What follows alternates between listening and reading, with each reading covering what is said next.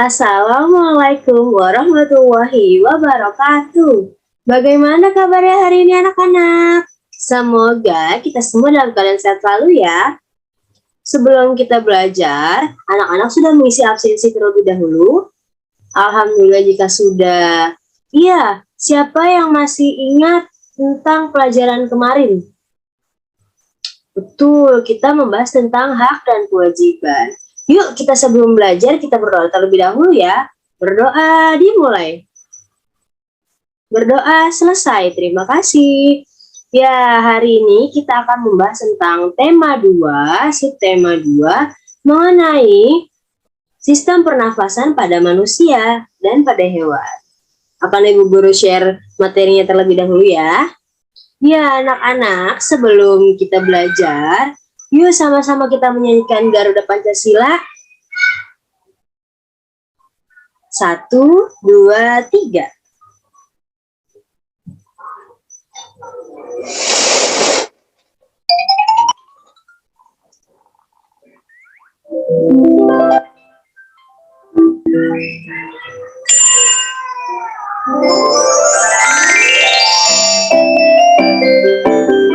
Garuda Pancasila.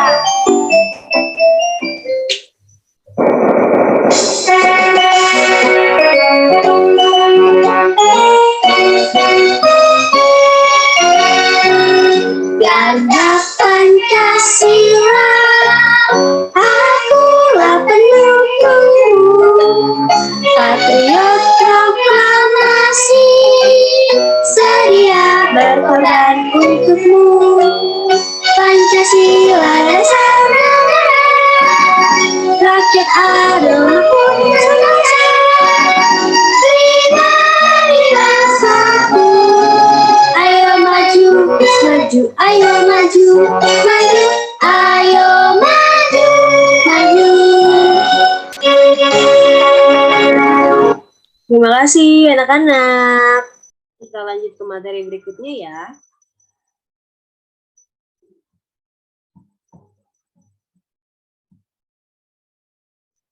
Iya, hari ini kita akan membahas tema 2 tentang udara bersih bagi kesehatan dan subtema 2 pentingnya udara bersih bagi pernapasan.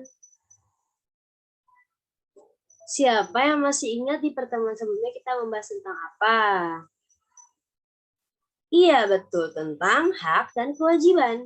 Hak adalah segala sesuatu yang harus didapatkan oleh setiap orang yang telah ada sejak lahir, bahkan sebelum lahir. Lalu kewajiban adalah sesuatu yang wajib dilaksanakan oleh seseorang.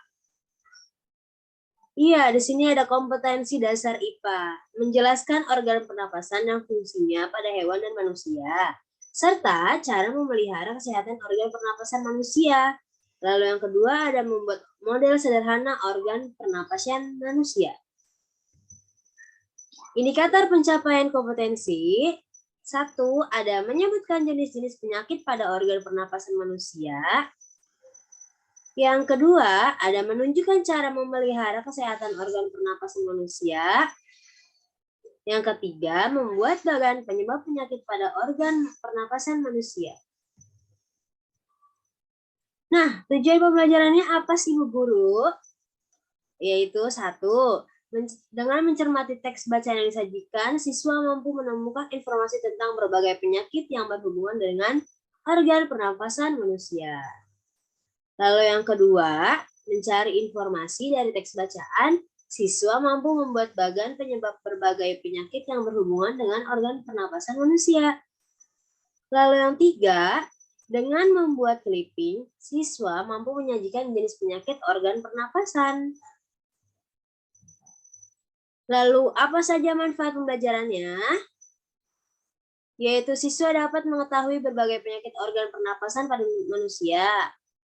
Lalu yang kedua, siswa menggali informasi tentang penyakit yang berhubungan dengan organ pernapasan pada manusia melalui teks bacaan yang disediakan. Lalu yang terakhir, ada siswa mencari informasi mengenai penyakit lain yang berhubungan dengan organ pernapasan. Misalnya influenza, bronkitis, tonsilitis, dan pneumonia.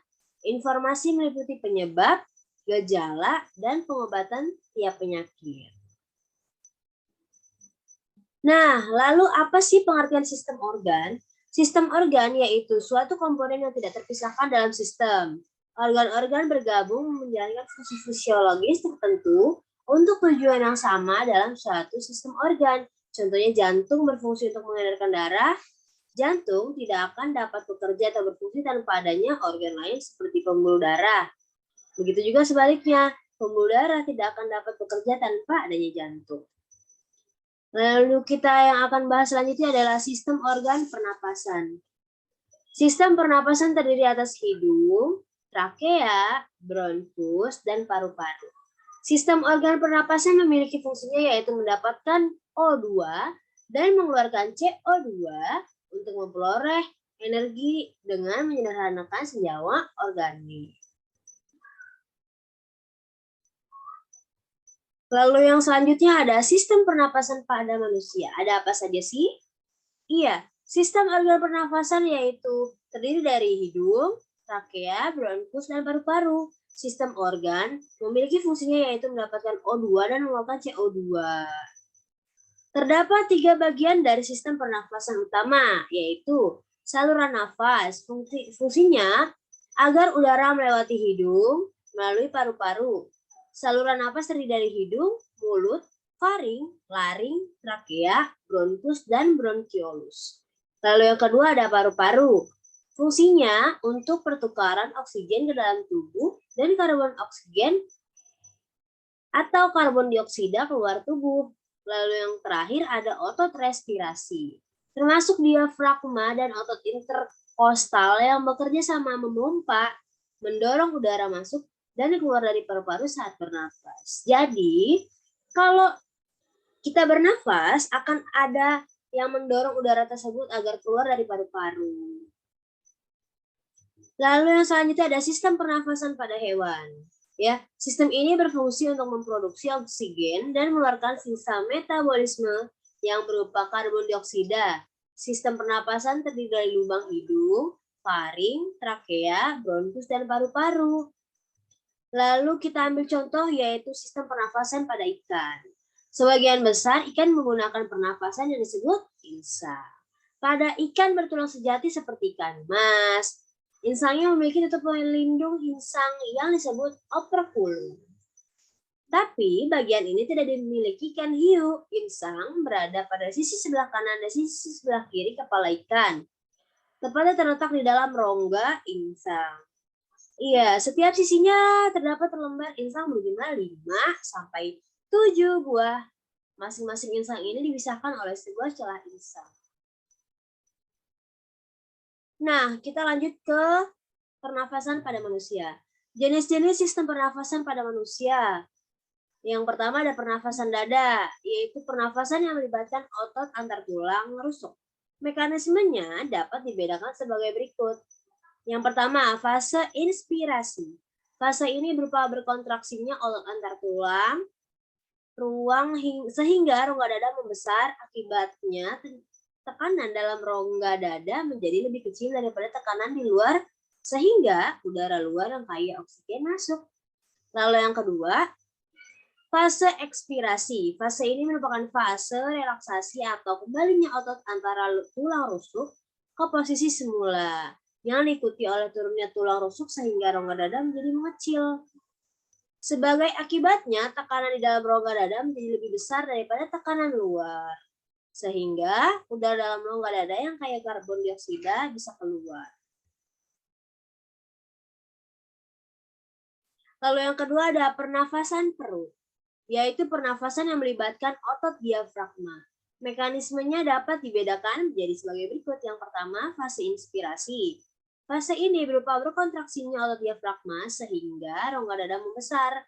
Akibatnya, tekanan dalam rongga dada menjadi lebih kecil daripada tekanan di luar. Lalu yang kedua, fase ekspirasi. Fase ini merupakan fase relaksasi atau kembalinya otot diafragma ke posisi semula yang diikuti oleh turunnya tulang rusuk sehingga rongga dada menjadi kecil. Ya, kita akan next ke materi berikutnya, yaitu tentang alat-alat sistem pernapasan pada manusia. Alat pernapasan atau bagian tubuh tempat O2 dapat berdifusi masuk Dan sebaliknya, CO2 dapat berdifusi keluar pada respirasi aerob. Yang pertama ada hidung atau nasus. Rongga hidung, yaitu cavum nasi, memiliki sepasang lubang di luar untuk masuk udara. Disebut nores, dan sepasang lubang di belakang untuk menyalurkan udara yang dihirup masuk ke tenggorokan disebut choanae. Yang kedua ada tekak atau pharynx.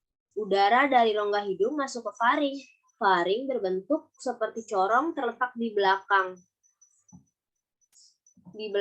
rongga hidung dan mulut dan tersusun dari otot rangka. Lalu yang ketiga ada jakun atau larynx.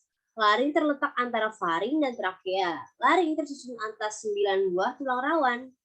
Lalu yang terakhir ada tenggorokan atau trakea. Tenggorokan berupa pipa yang panjangnya kurang lebih 10 cm nih. Terletak sebagian di leher dan sebagian di rongga dada.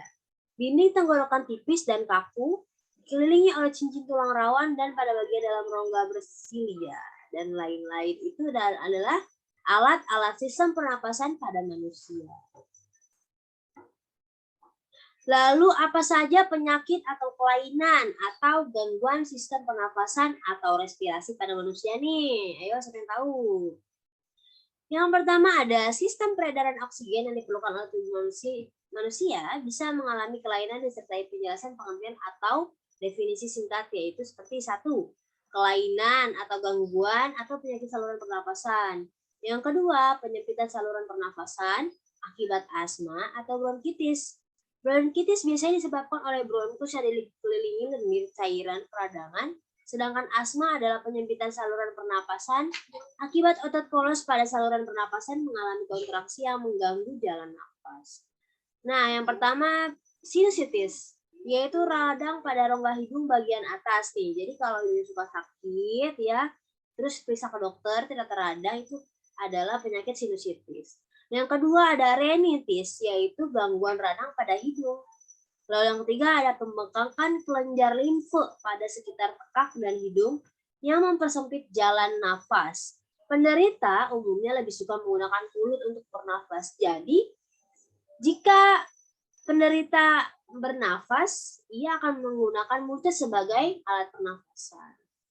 Yang keempat ada pleuritis, yaitu merupakan radang pada selaput pembungkus paru-paru atau disebut pleura.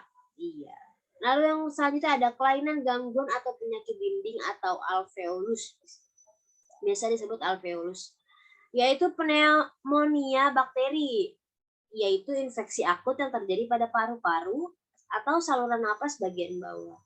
Jadi kalau misalkan sudah menyangkut paru-paru, segera cek ke dokter, siapa tahu dan atau takutnya itu adalah gejala pneumonia.